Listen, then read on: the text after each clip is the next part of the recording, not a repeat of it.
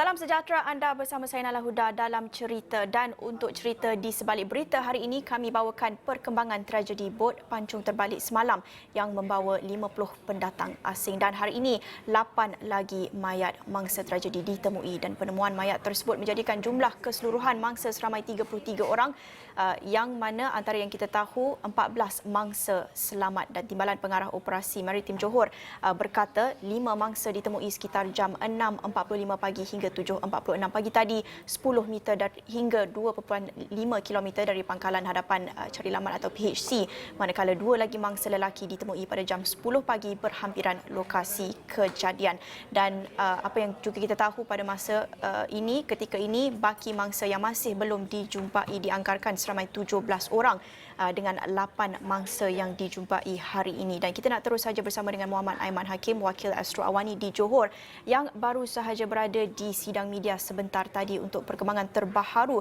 Aiman, kalau kita tahu setakat jam 11 pagi tadi, kita tahu terdapat 7 mangsa yang telah pun ditemui, tetapi perkembangan terbaharu daripada sidang media yang dikongsikan pihak berkuasa, 8 mangsa secara keseluruhannya yang ditemui hari ini. Aiman, boleh kongsikan sedikit apa perkembangan terbaharu tragedi ini? Baik, terima kasih Naila. Seperti malam sebentar tadi baru saja berlangsung sidang media berkenaan tragedi bot yang membawa 50 parti karam di Tanjung Balau, ya. Seperti dalam PC tersebut, Kapten Maritim Simon Templer Lo Aksosa memaklumkan bahawa setakat ini jumlah mangsa mayat yang dijumpai kini dah melebihi jumlah mangsa yang selamat, di mana 14 mangsa selamat manakala 19 mangsa pula ditemui. Dan anggaran yang masih hilang setakat ini adalah 17. Dan yang terbaru, sebelum ini kita dapat update berkenaan 7 mayat ditemui. Tapi baru-baru ini dalam PC kali ini, beliau memaklumkan bahawa ada lagi satu penambahan mayat yang dijumpai. Mayat yang dijumpai itu dikesan berada berhampiran dengan lokasi kejadian. Dan waktu mereka temui mayat tu sekitar 10 dan hingga 11 pagi. So setakat ini keseluruhan menjadikan bot mangsa bot karam tersebut adalah seramai 33 orang. Aiman berada di lokasi ketika ini, boleh kongsikan sedikit bagaimana situasi di sana, bagaimana suasana dan juga cuaca, keadaannya bagaimana ketika ini, operasi mencari dan menyelamat masih diteruskan, dan kalau diteruskan, dan juga kalau boleh dikongsikan juga operasi mencari dan menyelamat yang dijalankan hari ini, mungkin ada sedikit cabaran berdepan dengan keadaan cuaca atau apa-apa cabaran yang boleh Aiman kongsikan daripada sidang media sebentar tadi? Ya, Naila, betul. Ketika ini saya berada di Tanjung Balau di mana lokasi kejadian itu berada, dan berdasarkan pemerhatian saya, cuaca di sini agak hujan lebat, ya, daripada pukul 3 tadi, dan ramalan cuaca juga melaporkan hari ini hujan. Jadi memang betul hujan. Apatah lagi sekarang musim tengkujuh. Jadi alhamdulillah, walaupun cuaca kelihatan hujan lebat sekarang, namun operasi menyelamat masih diteruskan. Walau bagaimanapun, kelihatan ombak yang berada di laut kelihatan sangat tinggi, sekaligus menjejaskan operasi menyelamat. Pihak-pihak operasi yang menjalankan operasi menyelamat ini juga didapati agak sukar, ya, untuk mereka melaksanakan urusan-urusan menyelamat. Di mana walau bagaimanapun, menurut pegawai dan anggota yang saya tanya tadi, mereka kata paras air malam tadi tinggi, jadi ia menyukarkan mereka untuk membuat pencarian di atas air. Ada yang mereka katakan bahawa mereka takut, ya, ombak-ombak yang tinggi itu menghentam bot mereka. Jadi ia menjadi satu kerisauan buat pasukan menyelamat ni. Namun pada waktu malam, untuk saya kongsikan bahawa mereka membuat operasi pencarian di pesisiran pantai, di mana mereka katakan bahawa waktu malam menyukarkan penglihatan mereka, jadi mereka terpaksa membuat operasi pencarian di pesisiran pantai. Dalam pada itu, kita bercerita pasal bot, aset maritim yang digunakan dalam operasi ketika ini adalah kapal maritim KN Tegas dan bot petir 50 Maritim Malaysia dan beberapa aset daripada agensi sahabatnya lain. Dan suka untuk saya maklumkan bahawa terdapat juga sebuah pesawat dan helikopter yang sama-sama memperkasakan operasi pencarian mangsa hilang. Dan dalam pada itu, operasi juga disertai seramai 145 petugas di Pangkalan Hadapan Cari Lamat, PHC, di mana mereka terdiri daripada Angkatan Tentera Malaysia, ATM, Polis Diraja Malaysia, PDRM dan pasukan Polis Marin. Tambahan juga 2 bot polis dikerahkan ke lokasi di mana bot-bot merupakan milik pasukan Polis Marin, PPM dan pasukan bomba penyelamat yang turut menyertai pencarian di sebelah petang. Saya nak kongsikan juga bahawa keluasan pencarian merangkumi seluas 76.5 batu nautika di udara, manakala di laut tulis seluas 146.8 batu nautika.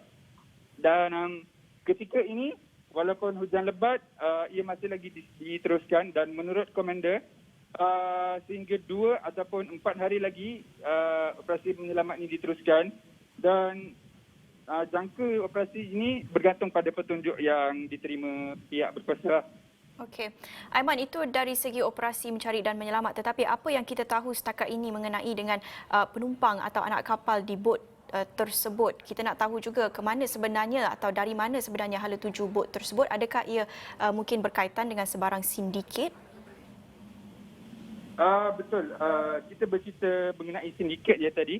Dalang dan sindiket yang disyaki terlibat membawa masuk pendatang asing tanpa izin melalui perairan Tanjung Balau masih lagi dikenal pasti. Bagaimanapun Agensi Penguatkuasaan Maritim Malaysia APMM masih belum dapat mendedahkan identiti mereka, di mana Kapten Maritim Simon Temperlo berkata pihak polis dan pihaknya juga sedang memantau dalang dan sindiket berkenaan, di mana tindakan lanjut masih lagi dalam proses dan siasatan katanya masih mengambil masa selama 14 hari.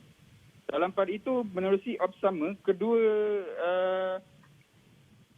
pegawai-pegawai yang terlibat dalam operasi ini masih lagi mengesan dalang-dalang yang di sebalik sindiket ini. Aiman, apa yang kita tahu daripada laporan media setakat ini mungkin membabitkan dalang atau sindiket dan juga pendatang asing tanpa izin dari Indonesia. Jadi adakah kita tahu setakat ini mungkin ada kerjasama antara pihak berkuasa, Polis Diraja Malaysia dan juga polis di Indonesia?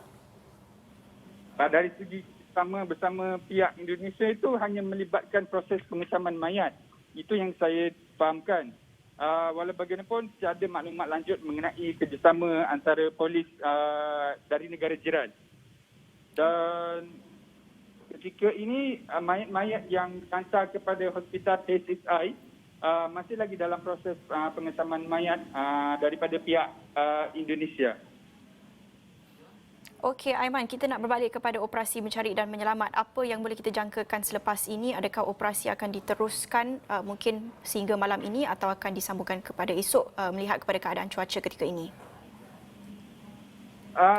Kalau bukan cuaca sekarang ni menyebabkan operasi sedikit terganggu.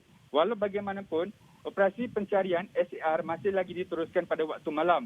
Seperti yang saya maklumkan, pada waktu malam, operasi melibatkan kawasan pesisir pantai di mana mereka tidak pergi ke arah laut. Dan dijangka operasi menyelamat akan diteruskan sehingga 2 hingga 4 hari lagi, bergantung kepada petunjuk yang diterima pihak berkuasa. Dan setakat ini apa yang saya boleh kongsikan operasi menyelamat masih lagi diteruskan dan bergantung kepada keadaan semasa juga untuk dia teruskan ataupun tidak. Itu yang saya fahamkan daripada Kapten lah. Okey, Aiman, memandangkan mangsa-mangsa yang terselamat ini dalam kalangan pendatang asing tanpa izin, adakah mereka mungkin ada melalui proses ujian saringan COVID-19? Betul. Seperti yang Nailah maklumkan tadi, ya betul. Mangsa-mangsa bot karam yang terselamat ini, mereka dah ditugaskan kepada pihak KKM untuk membuat ujian saringan COVID-19 dan alhamdulillah kesemua mereka dikesan negatif. Setakat ini kesemua mereka telah dihantar kepada hospital dan telah dikesan negatif. Tiada di antara mereka yang positif COVID-19.